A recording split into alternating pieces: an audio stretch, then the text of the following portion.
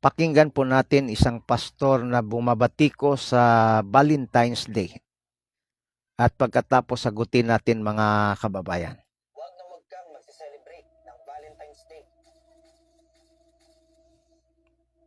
Lalong-lalo na kung ikaw ay isang Kristiyano at galing sa Biblia ang pananampalataya mo. Sa video na ito ay malalaman mo kung ano ang nakatagong sikreto ng karumal-dumal at malagim na katotohanan patungkol sa Valentine's Day. Ngayon, alamin natin kung saan nga ba nagsimula ang Valentine's Day. Ang Valentine's Day po ay nagsimula sa isang pagan celebration. Ang fiestang ito ay tinatawag nila Lupercalia. Ang Lupercalia ay isa pong ancient Roman festival na sineselebrate tuwing February 13, 14, and 15. Nasa gitna po yung February 14, so 3 araw po ito.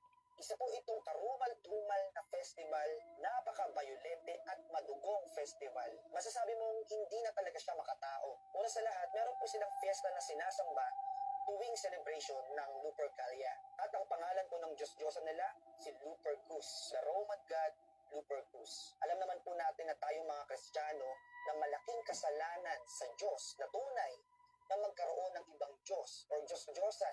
According to Bible in the book of Exodus chapter 20 verse 3 to 6. Babasahin ko lang na mabilis. Huwag kayong gagawa ng mga Diyos-Diyosan na anyo ng anumang bagay sa langit o sa lupa o sa tubig.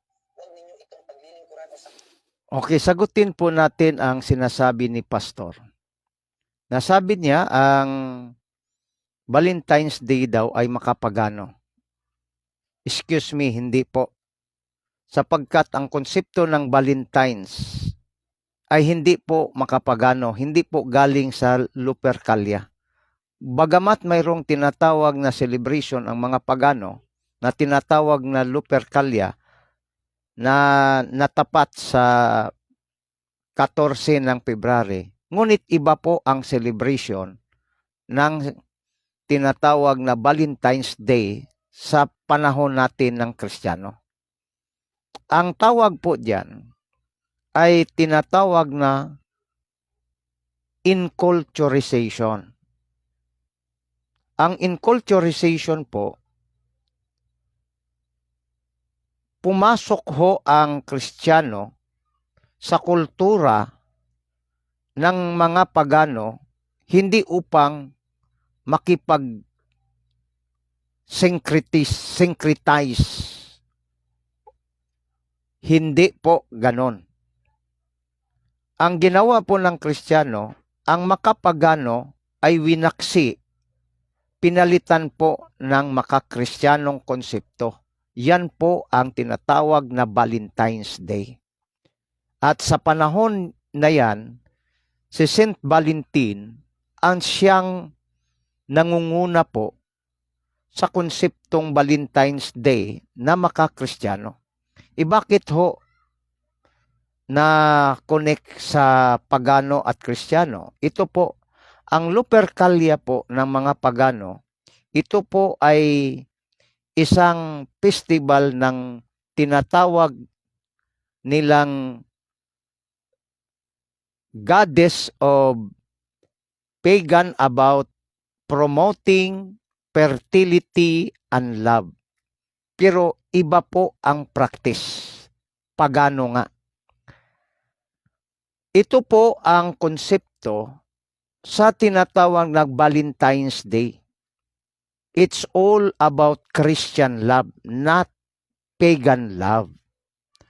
Katunayan, ang pag-ibig na yan ay nakaugat doon sa sinasabi ni Kristong pag-ibig, law of love.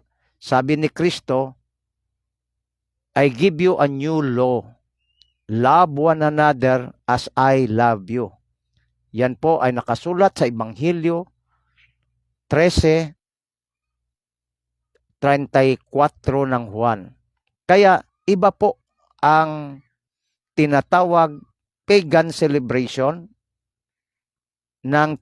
iba rin ang celebration ng Kristiyano sa February 14 sapagkat ito po ay makakristiyano.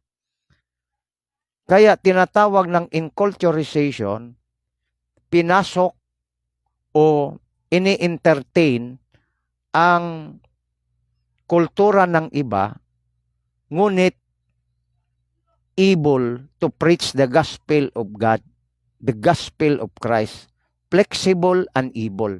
Flexible to penetrate, to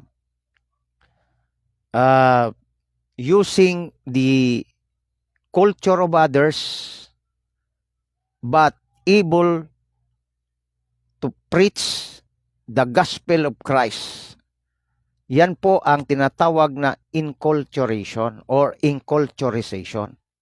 Kaya kung hindi naintindihan nitong pastor na ito, kaya sabihin niya na yan ay sa pagano. Excuse me, hindi po yan sa pagano. Kung may celebration man ang pagano, nilang Lupercalia, at kung may celebration man ang Kristiyano Katoliko ng February 14, hindi po nangangahulugan na yan po ay makapagano. Iba po ang konsepto. Kaya pastor, aralin mo kung ano ang tinatawag na inculturation at saka acculturization. Kasi magkaiba ho yan. At hindi rin yan tinatawag na syncretism or mixture of pagan and Christian. That is purely celebration of love, of a Christian love from Christ. Yan po ang sagot natin, komentaryo natin. Marami pong salamat at magandang araw po sa atin lahat.